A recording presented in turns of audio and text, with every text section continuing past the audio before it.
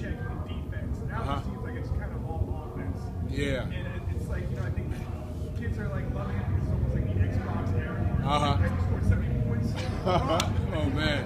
What's your take on like the win? My take is last evening around this time I was at a dinner and the group that owns the Saints and the Pelicans were present and it actually hosted it.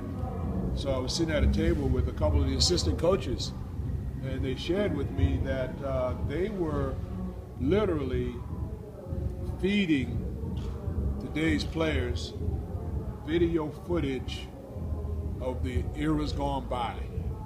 And they're very careful not to give them too much too fast.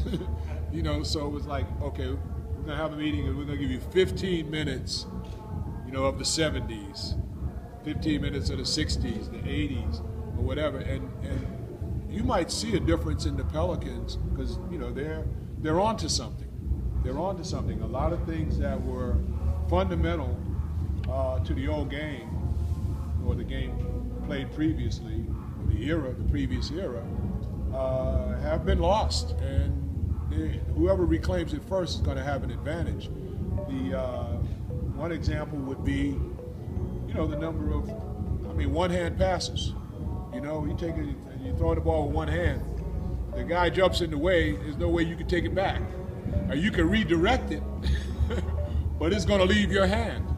And one of the fundamentals of basketball was passing the ball, with two hands. And it's good if you can go left or right at the moment, but the controlling factor is when you have, both hands on the ball. And we see a whole lot of turnovers that could have been avoided if the ball wasn't sprung out there on a cross-court pass or, something that is just, more flash and dash than effectiveness. And if a guy catches and makes a shot, it's a nice assist.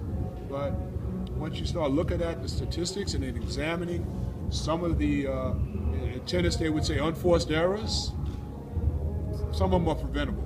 So, that's just one little thing.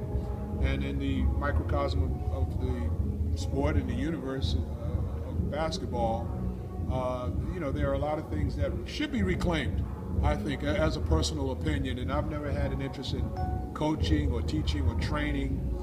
But once again, it's a personal opinion. It's a great question, and it's a great question for people to chew on and think about. And I think when teams act on it, they're going to gain an advantage.